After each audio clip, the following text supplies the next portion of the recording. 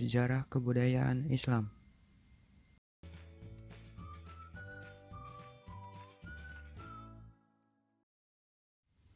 Pengertian kebudayaan Islam.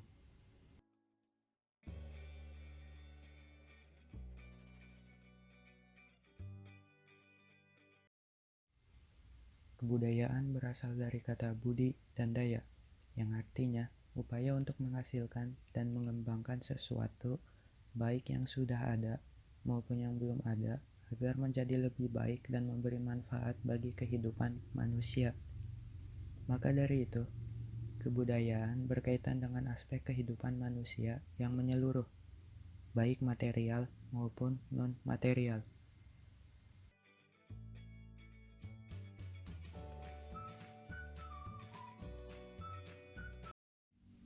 Ada 3 bentuk kebudayaan berdasarkan wujudnya, yaitu yang pertama, wujud sebagai suatu hasil dari ide-ide, gagasan, norma-norma, dan peraturan. Kebudayaan ini dapat disebut sebagai adat istiadat yang menunjukkan bahwa budaya mempunyai fungsi mengatur, mengendalikan, dan memberikan arahan kepada tindakan dan perbuatan manusia dalam bermasyarakat. Yang kedua, wujud kebudayaan sebagai aktivitas dan tindakan manusia dalam masyarakat. Wujud ini dapat disebut sistem sosial karena menyangkut tindakan dan kelakuan manusia sehari-hari. Yang terakhir, wujud kebudayaan sebagai benda dan hasil karya manusia, seperti Candi Borobudur, kain batik, dan lain-lain.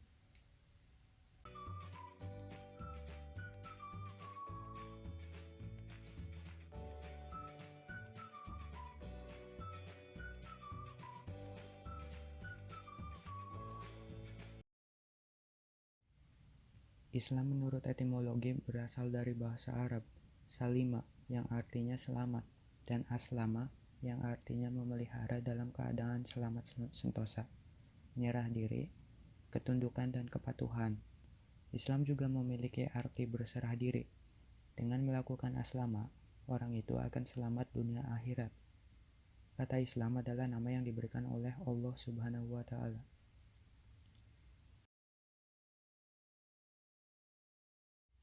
Sehingga kebudayaan Islam merupakan agama sebagai suatu sistem budaya yang mengandung konsep-konsep tentang suatu tatanan umum keberadaan yang penting bagi orang-orang beriman dalam suatu komunitas agama tertentu.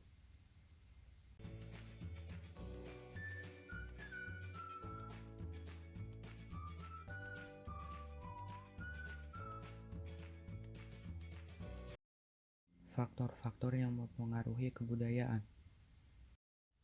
Menurut Dr. Fischer, ada sejumlah faktor yang mempengaruhi kebudayaan. Secara garis besar, berikut beberapa faktor yang mempengaruhi kebudayaan. 1. Faktor kitaran atau lingkungan hidup. Faktor lingkungan fisik lokasi geografis merupakan suatu corak budaya sekelompok masyarakat.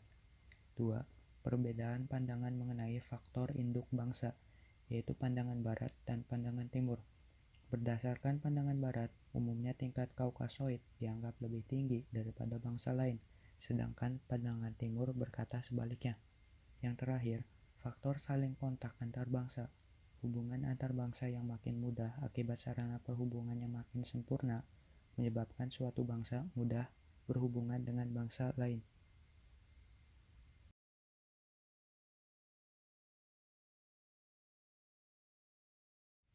Akibat daripada adanya hubungan ini, dapat atau tidak suatu bangsa mempertahankan kebudayaannya tergantung pada kebudayaan mana yang lebih kuat untuk bertahan.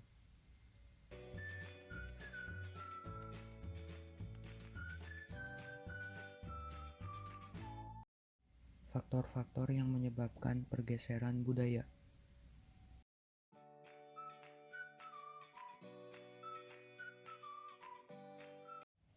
Sumber-sumber yang melatar belakangi terjadinya pergeseran budaya terbagi menjadi dua, yaitu faktor internal dan faktor eksternal. Sebab-sebab yang bersumber dari masyarakat itu sendiri atau internal diantaranya: 1. Bertambah atau berkurangnya penduduk. 2. Adanya penemuan-penemuan baru.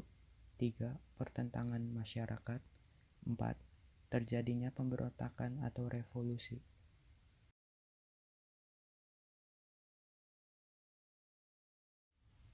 Sedangkan sumber-sumber yang berasal dari luar masyarakat atau eksternal yaitu 1. Sebab-sebab yang berasal dari lingkungan alam fisik yang ada di sekitar manusia. 2. Peperangan.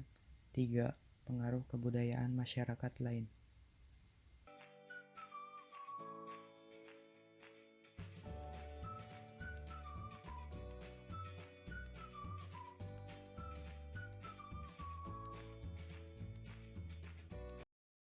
Periodisasi sejarah Islam.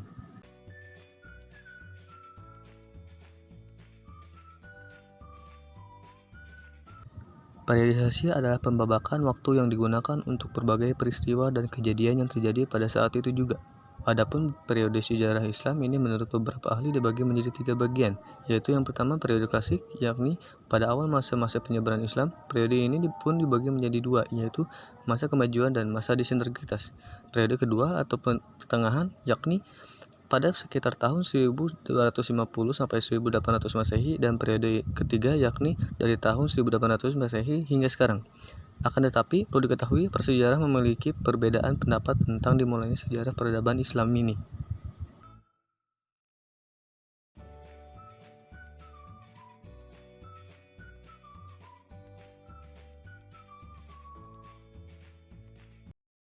Yang pertama, Islam periode klasik. Dimulainya periode ini yaitu sejak zaman Rasulullah SAW hingga dinasti Abbasiyah.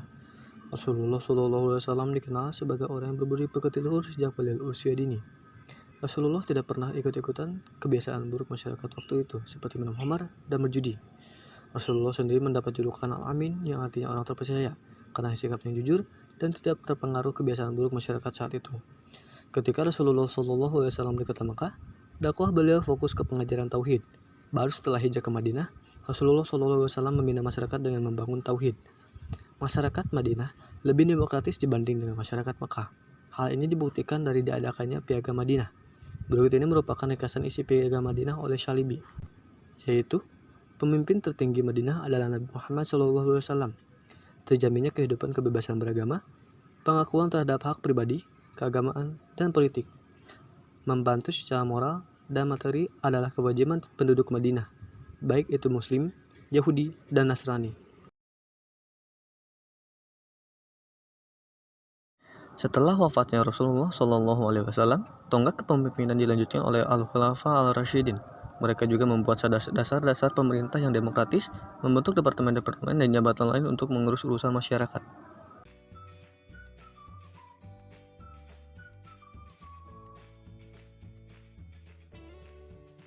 Yang kedua, Islam periode pertengahan.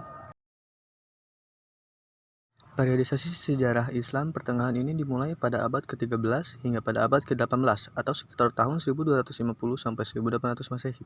Pada akhir abad ke-18 menjadi masa kegelapan kaum muslimin disebabkan karena jatuhnya imperium kesultanan dan terjadinya perebutan kekuasaan. Selain itu, juga disebabkan perkembangan ilmu pengetahuan, sains, dan teknologi yang terhenti. Penyebab perkembangan sains dan teknologi yang terhenti menurut beberapa pengamat disebabkan oleh beberapa faktor, yaitu sektor swasta tidak berdaya menanggung beban pendidikan, dukungan finansial dari negara yang mulai menurun, para rasionalis yang memaksa masyarakat untuk memasukkan pandangan mereka yang pada dasarnya bertentangan. Terdapat buku yang ditulis Al-Ghazali dan Ibn Rushd yang menjadi bukti perdebatan mengenai akal dan wahyu.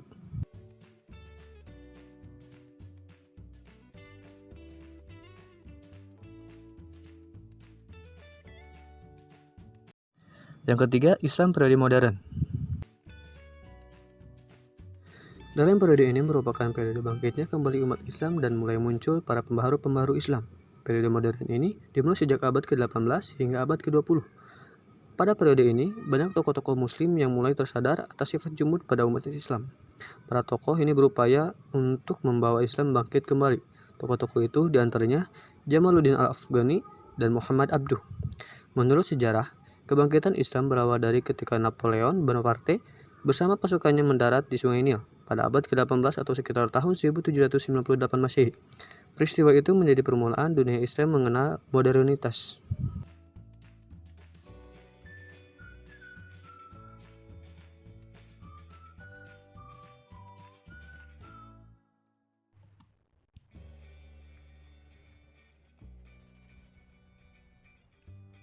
Pembangunan dan kejayaan Islam zaman Nabi Muhammad SAW.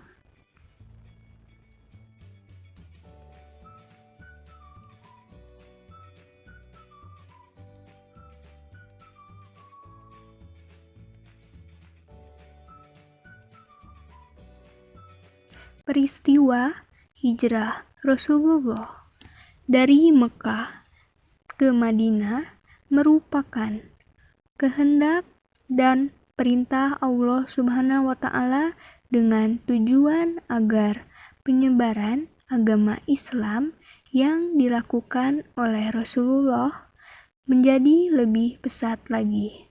Selama 13 tahun Rasulullah berdakwah agama ajaran Islam di Mekah, Nabi Muhammad SAW telah banyak mengalami pertentangan dan permusuhan yang sangat menarik dalam perkembangan kebudayaan Islam dari abad ke-7 sampai ke-13 adalah bagaimana kebudayaan dan agama yang berasal dari bangsa Arab di gurun pasir yang miskin dan terpencil dengan pimpinan Nabi Muhammad SAW dan Khalifah-Khalifah Rasyidin dan Khalifah Raja-Raja, serta yang disebut pertama kali dari kebudayaan saat itu adalah ilmu.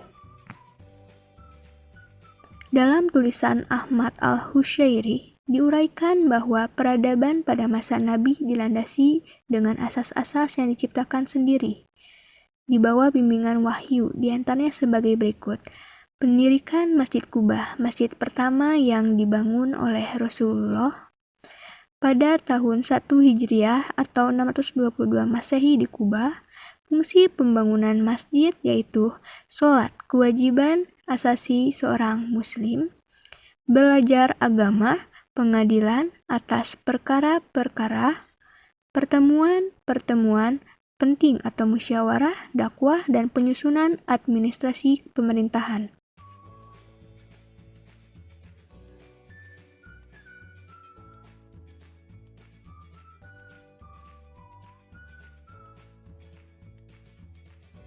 Masjid Nabawi, masjid kedua yang dibangun oleh Rasulullah pada bulan Rabiul Awal di awal hijrahnya ke Madinah.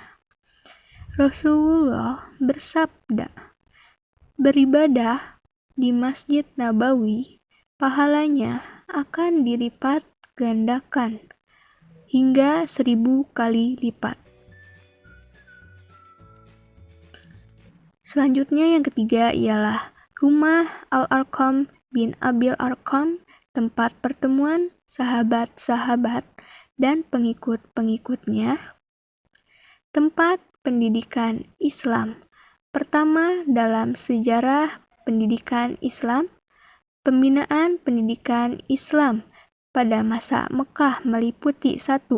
Pendidikan keagamaan, 2. Pendidikan akhliyah dan ilmiah, 3. Pendidikan akhlak dan budi pekerti, 4. Pendidikan jasmani atau kesehatan. Pembinaan pendidikan Islam pada masa Madinah meliputi 1. Pendidikan sosial politik dan kewarganegaraan, 2. Pendidikan anak dalam Islam.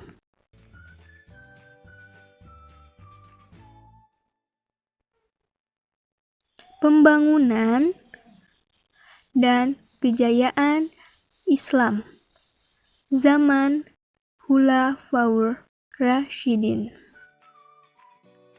Khulafaur Rasyidin atau 4 khalifah besar yang memimpin umat Islam setelah wafatnya Nabi Muhammad SAW memberi pengaruh yang berperan penting dalam perkembangan dan pertumbuhan peradaban Islam di dunia.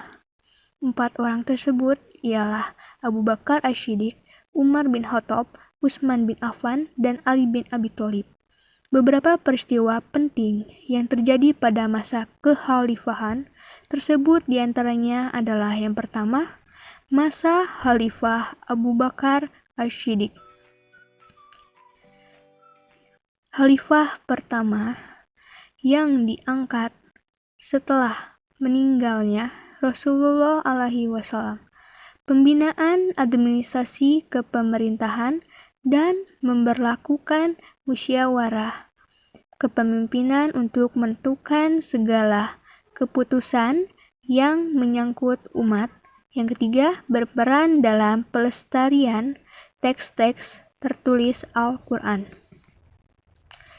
Masa Khalifah Umar bin Khattab. Yang pertama, pembenahan dalam sistem kepemerintahan, salah satunya adalah integrasi, pembangunan administrasi, dan pemisahan kekuasaan legislatif, yudikatif, dan eksekutif. Yang kedua, memberlakukan sistem gaji bagi para pegawai pemerintahan, pajak, kepolisian, baitul mal, dan pembukuan mushaf Al-Quran. Yang ketiga, menentukan sistem kalender Islam.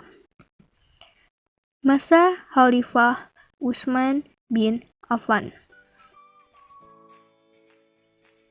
Yang pertama, pembangunan daerah Arab, yaitu perluasan Masjidil Haram di Mekah dan Masjid Nabawi di Madinah. Yang kedua, kodifikasi dan penyalinan kembali mushaf Al-Quran. Yang terakhir ialah masa Khalifah Ali bin Abi Thalib. Yang pertama yaitu mengganti semua gubernur yang tidak disenangi rakyat, menarik tanah wakaf, serta memberlakukan diskriminasi pajak.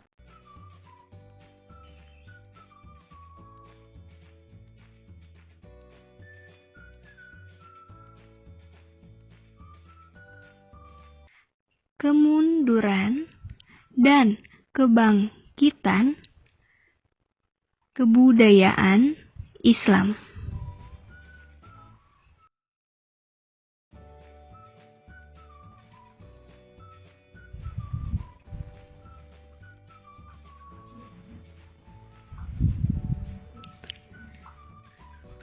Diawali dengan jatuhnya kota Baghdad pada tahun 1258 Masehi. Baghdad sebagai pusat kebudayaan dan peradaban Islam yang sangat kaya dengan khazanah ilmu pengetahuan, itu ikut pula lenyap di bumi hanguskan oleh pasukan Mongol yang dipimpin Hulagu Khan. Kota Cordoba di tahun 1236 Masehi jatuh ke tangan Raja Ferdinand III dari Kastilia, dan kota Granada di tahun 1492 Masehi jatuh ke tangan Raja Ferdinand dari Aragon. Pada tahun selanjutnya setelah kemenangan tersebut, dalam rangka untuk menghilangkan simbol-simbol atau jejak-jejak Islam, maka mereka menyapu bersih kaum muslimin dengan cara dipaksa masjid-masjid disulap menjadi gereja-gereja, dan kebudayaan-kebudayaan Islam yang tak ternilai harganya dihancurkan dengan rasa gembira. Baghdad dan daerah-daerah yang ditaklukkan Hulagu selanjutnya diperintah oleh dinasti Ilkhan.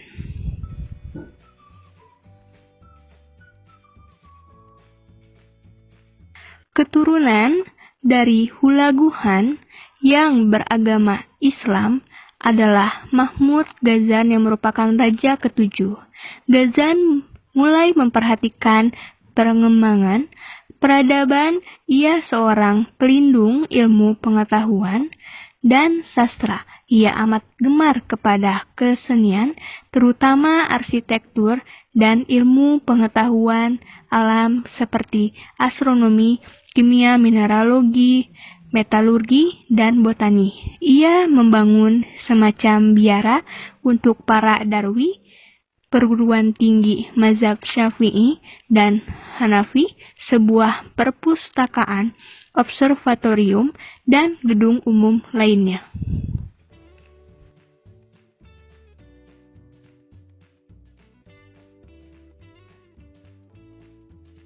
Faktor kemunduran Islam.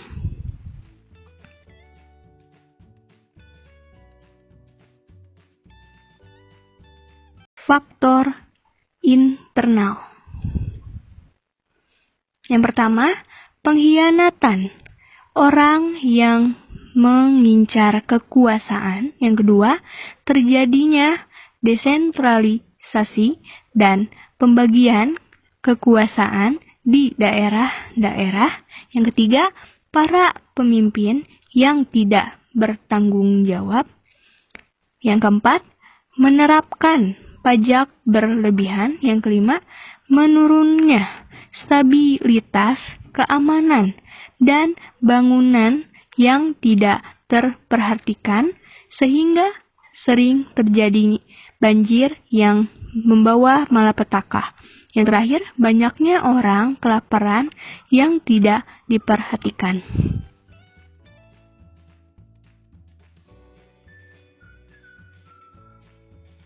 Faktor eksternal. Yang pertama, pengaruh negatif dari aliran-aliran alam pikiran Islam periode sebelumnya. Yang kedua, adanya serangan Mongol yang menghancurkan beberapa negara Islam. Yang terakhir, wabah penyakit sering muncul seperti cacar, pes, malaria, dan sejenis demam lainnya.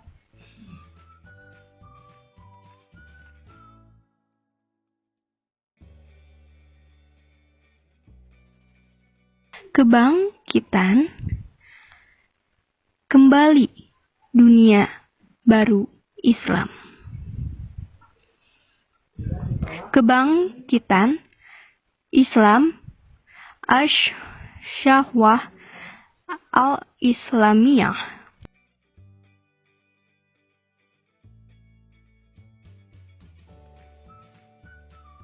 Makna istilah kata kebangkitan atau as-sahwah sebagaimana diketahui adalah kebangkitan dari keterpurukan dan keterlenaan serta dari ketiadaan pemahaman terhadap realita hakiki yang menjadi realita hidup umat.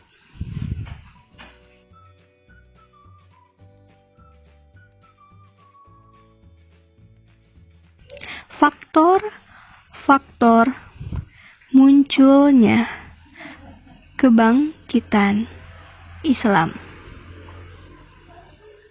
Yang pertama, kekecewaan terhadap peradaban Barat secara keseluruhan yang dialami oleh generasi baru Muslim. Yang kedua, gagalnya sistem sosial yang bertumpu pada kapitalisme dan sosialisme. Yang ketiga, ketahanan ekonomi negara-negara Islam tertentu akibat melonjaknya harga minyak. Yang keempat, rasa percaya diri kaum muslimin akan masa depan yang cerah mereka akibat kemenangan Mesir atas Israel tahun 1975, selanjutnya revolusi Iran, dan Fajar memunculkan kembali peradaban pada abad ke-15.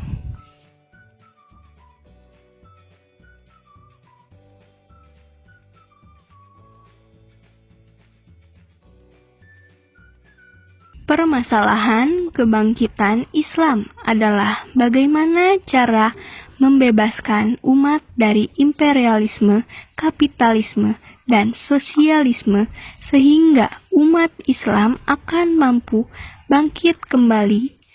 Ciri kebangkitan ini semakin mengakar dalam organisasi-organisasi Islam yang membawa kesadaran baru adalah berdirinya misi-misi Islam yang mengembalikan kepercayaan mengenai kebenaran Islam dan kebesaran sejarahnya setelah kehancuran kekhalifahan Turki Utsmani.